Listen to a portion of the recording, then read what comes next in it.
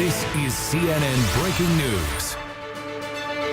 I'm Carol Costello. We'd like to welcome our international viewers from around the world, because we do have important breaking news to pass along to all of you.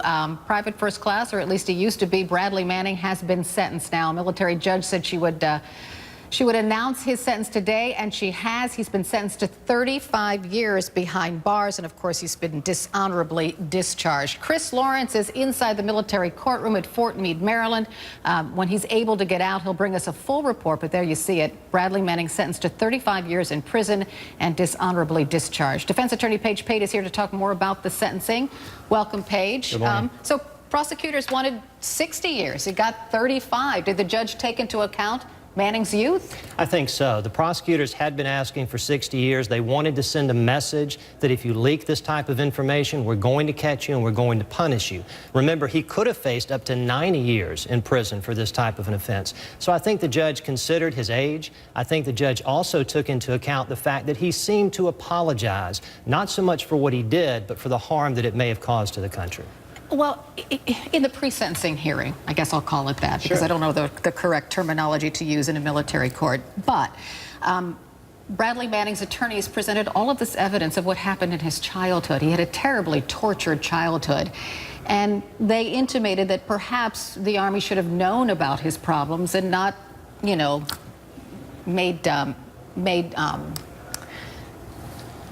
and not given him such access to sensitive information. Right. That's what I'm saying. So would the judge position. take that into account too? You know, somewhat, and I think they walked a fine line. You really can't say, let's blame the military for putting him in the position that they did. But at the same time, they wanted to show to the judge that, look, you know, this kid has some problems. And what he did, he thought was right. He was acting out of at least the best interest in his heart. And so he wasn't trying to maliciously harm the country. He wasn't trying to aid the enemy. And of course, she found that that charge was not going to go forward, and she found him not guilty of that charge. So I think she took all of that into consideration in imposing this sentence. And I believe in military courts that the Army can review the sentencing. Absolutely. And can actually, and then what could happen? Could it get even less? Within 6 months, it goes to an Army Court of Appeals, just like in regular civilian court. They can review both the conviction itself and the sentence. Now here, remember, Manning pled guilty to some of these offenses. So really, the judge's finding of guilt only applies to certain of the charges, which would go up on appeal. Yeah. It is interesting to me that he only got, I say that, only 35 years. In light of Edward Snowden, you would have thought that that might enter into the judge's decision as well. I think it's clear that the government's request for such a lengthy sentence